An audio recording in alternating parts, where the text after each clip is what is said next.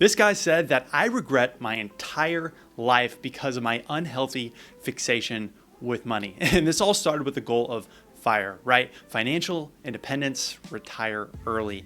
And in his post, he talks about how his own story of finally hitting the financial independence number that he had always been dreaming of, the number that he thought would essentially make him truly happy. And after finally hitting that number, the results were clearly not what you would expect.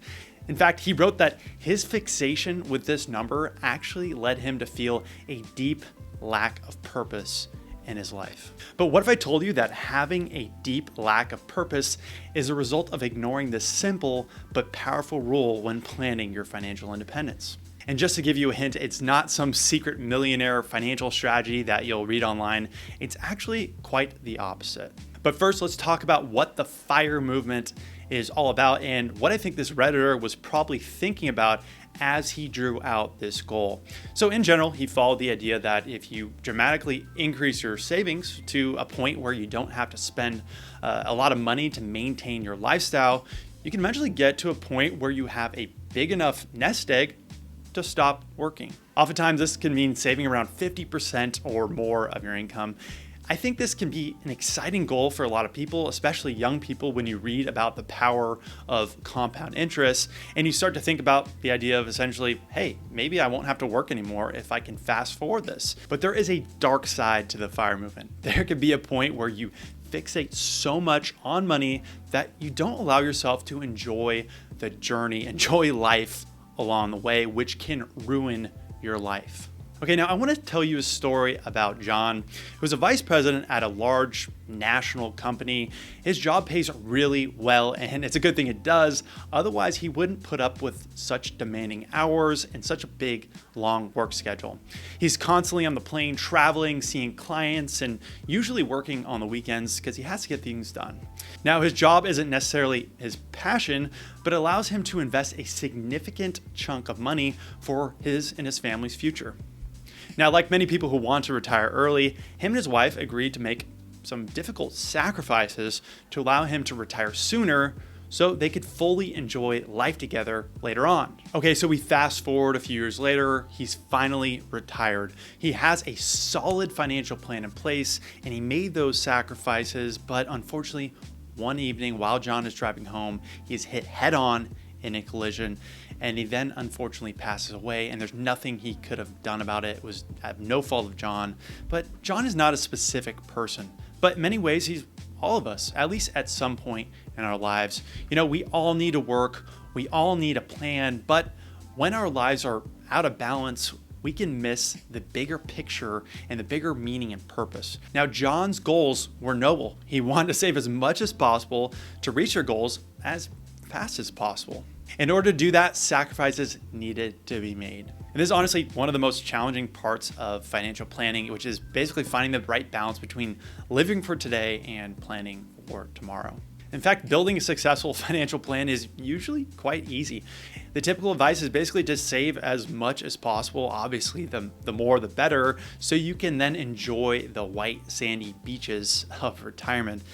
But there's clearly a cost. Look, this is the not so fun part about my job, and the reality is that your life is not a spreadsheet. The danger of pursuing an early retirement without enjoying life along the way is that there is no guarantee you will make it to retirement. That's why I see it as my job to help you find that balance and give you the tools to be able to really focus on enjoying your life and being able to worry less about your finances. So you need a tool and framework to help you find that balance. And luckily we do have a tool, and it's a tool that has changed my life, and I believe it can change your life as well. And it's essentially a series of questions that can ultimately transform the way you think about early retirement or just work in general. So let's go through these questions, and I have a little challenge actually at the end that could be really beneficial for you that you'll want to check out. So make sure you stick around for that. Okay, so the purpose of the first question is to essentially figure out what matters most to you in life.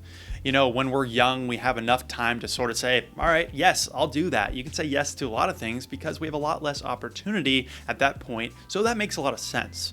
But as you grow older, you know, more things pile up. You now have a family, you have passions, and you have a lot less time. This is where I sort of use the hell yeah or no maxim. And the idea is that if something where my initial reaction is not hell yeah, then my default position is going to be no. Of course, there's obviously going to be times where you can't say no to your wife. She says, hey, can you go empty the dishwasher?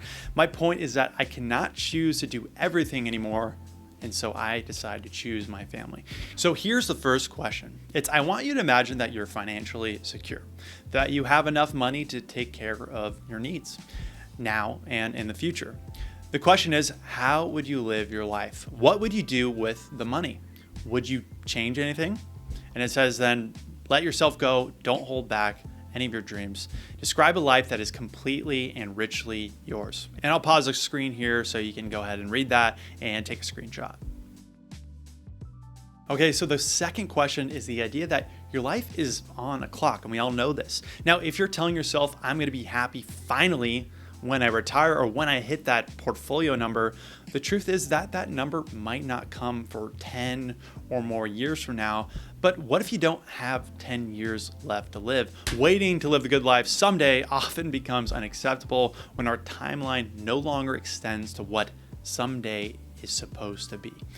What I try to do is live the good life now. Now, I'm not talking about going and blowing all your money. That's not what this is all about. And actually, we know that spending won't necessarily make you happier, but it's about sitting down and figuring out what your ideal life looks like now so that you can take steps towards pursuing it today.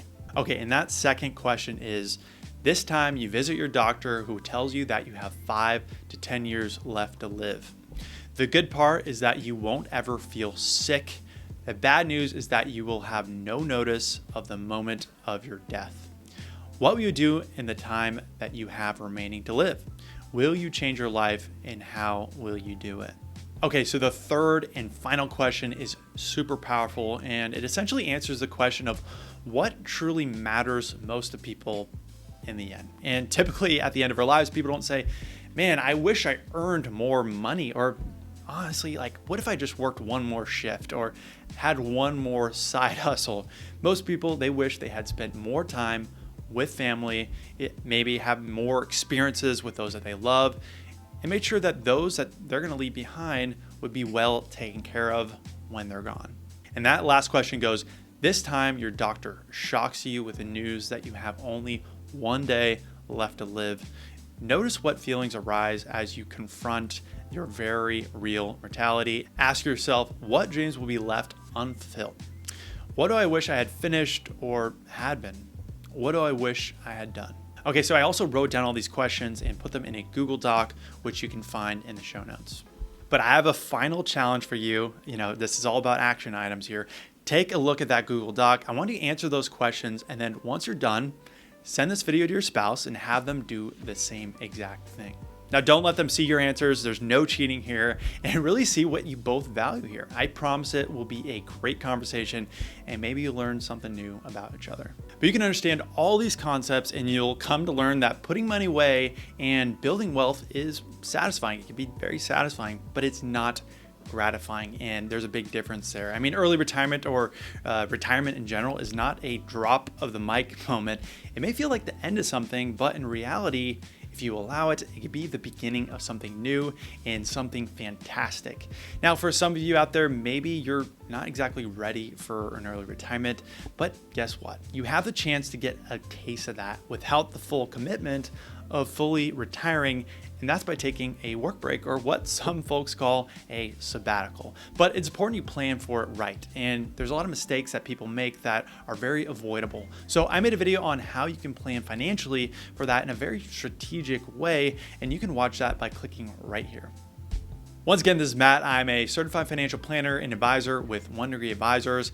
If you'd like to talk with me or anyone on my team about your financial plan, you can click the link in the description below. Thanks guys for watching, and I will catch you on the next one.